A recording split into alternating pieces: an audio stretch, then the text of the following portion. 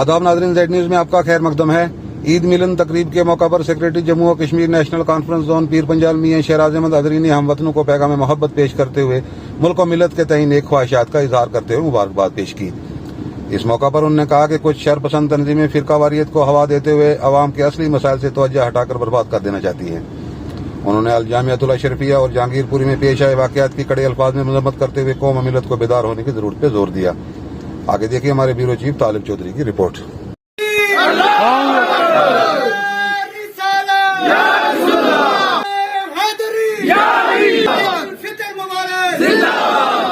तमाम बरादरान वतन, तमाम आलम इस्लाम को दिल की अमीर तरीन गहराइयों से मुबारकबाद पेश करते हैं और दुआ गो है कि अल्लाह ताला ये ईद सईद पूरी दुनिया के लिए बाइस रहमत बन करके आए, आलम इस्लाम के लिए बाइस रहमत बन करके आए और हमारे वतन अजीज के लिए बाइस रहमत बन करके आए।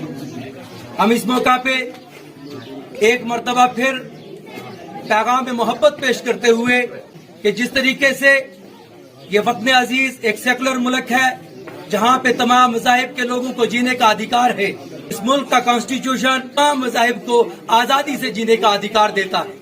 इसलिए चंद बातें हम इस मौका पे जिन्होंने इस हिंदुस्तान को तामीर किया, जिनकी वजह से ये लाल किला है, ये ताजमहल है, ये मसाजिद है, हमें फख्र है इस बात का कि हम इस देश की तामीर और तरक्की के जामिन है, तामीर और तरक्की की बुनियाद है। अल्हम्दुलिल्लाह हमें फख्र है कि हिंदुस्तान का जो 25% रेवेन्यू है वो हम लोगों के जरिए से ही है, क्योंकि अगर लाल किला कोई देखने के लिए आता है, अगर कोई ताजमहल देखने के लिए आता है, अगर कोई हिंदुस्तान की मसाजिद और अजीम मीनार देखने के लिए आता है, तो उसका जो रेवेन्यू इकट्ठा होता है उसके जरिए से मेरे देश का रेवेन्यू जनरेट होता है और ये मेरा मुल्क जो तरक्की करता है।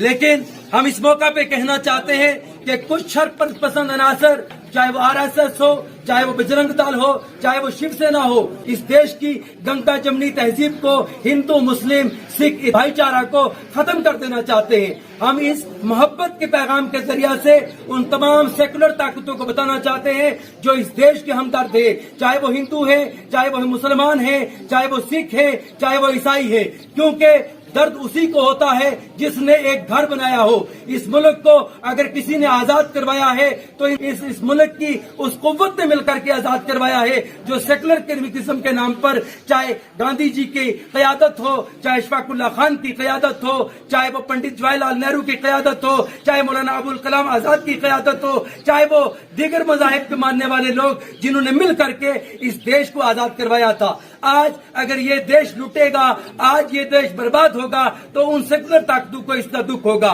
मैं इस मौका पे हम देशवासियों को पैगाम मोहब्बत पेश करता हूं और ये कहना चाहता हूं कि जो भी नफरतें फैला करके, चाहे वो हिंदू मुस्लिम के नाम पर, चाहे वो सिख हिंदू के नाम पर, चाहे वो क्रिश्चियनिटी के नाम पर, किसी भी एतबार से वो नफरत फैलाना चाहते हैं, कट्टरपंथा फैला करके इस देश को नफरत फैलाना चाहते हैं, कट्टरपंथा फैला करके इस देश की गंगा जमनी तहजीब को बर्बाद करना चाहते हैं, उनको ये पैगाम देना चाहता हूं, क्योंकि जाहिर सी बात है कि एक घर के अंदर अगर इख्तलाफ पैदा हो जाए वो घर खत्म हो जाता है। अगर इस मुल्क के अंदर इख्तलाफ पैदा होगा तो ये मुल्क खत्म होकर के रह जाएगा। उन लोगों को पैगाम देना चाहता हूं कि मुल्क जो है वो इत्तेहाद से आगे बढ़ते हैं, मुल्क प्यार और मोहब्बत के साथ तरक्की करते हैं। अगर आप चाहते हैं कि ये देश तरक्की करे और देश के अंदर अगर आपको आपके बच्चे को फैसिलिटीज होंगी तो आपका बच्चा यहाँ बावकार शहरी करा सकता है। अगर आपके बच्चे को अच्छी रोजगार नहीं होगी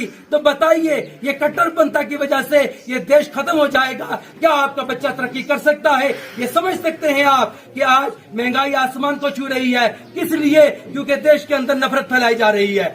आज देश जो है तबाही की तरफ चला जा रहा है। आज जो सरकारें बिजली और पानी की सहूलियात लोगों को नहीं दे पा रही हैं, रोजगार नहीं दे पा रही है, वो सरकार, उस सरकार को सोचना चाहिए। अगर वो सरकार नहीं सोच रही है, वो हमें हिंदू और मुस्लिम के नाम पे लड़ा करके अपने दिन पास कर रही है और फिर वो दोबारा नफरत की राजनीति करके इस देश के तख्त के ऊपर बैठ करके मजीद इस देश को डुबो देना चाहती है। इसलिए अगर तरक्की करना चाहते हो, जरा देखो माजी को पलट करके, जब देश आजाद हुआ था उस दिन से लेकर के आज तक सुई से लेकर ये सब तामीर और तरक्की हुई, ये देश आगे बढ़ता गया। आखिर क्या बात है, ये देश जो है इतना पस्ती की तरफ चला जा रहा है, जबकि आज बिजली की फरावानी होनी चाहिए थी, पानी की फरावानी होनी चाहिए थी, लोगों के रोजगार और मुलाजमतों में फरावानी होनी चाहिए थी, लेकिन देश वो तबाही के रास्ते पर जा रहा है। आज इंडस्ट्रियलाइज सिस्टम बंद हो रहा है। अरे इसकी वजह ये है कि देश के अंदर कोई तानाशाह बैठ गया है,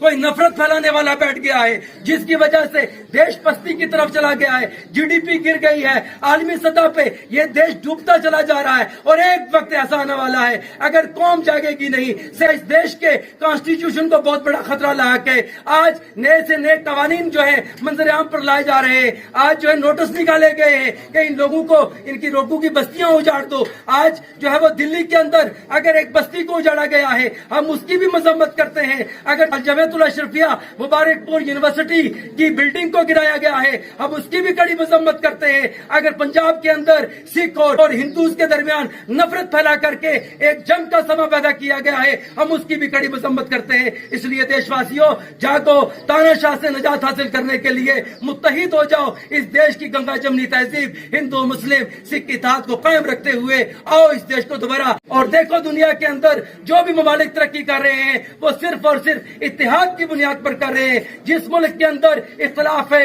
वो मुल्क डूब गए हैं। आप वेस्टर्न्स को देखें, जहां पर इख्तलाफ नहीं है वो दुनिया के उफक के ऊपर लहरा रहे हैं। इसलिए हमें सोचना होगा, बैरून ममालिक से सबक लेना होगा और हमें अपने मुल्क को बचाना।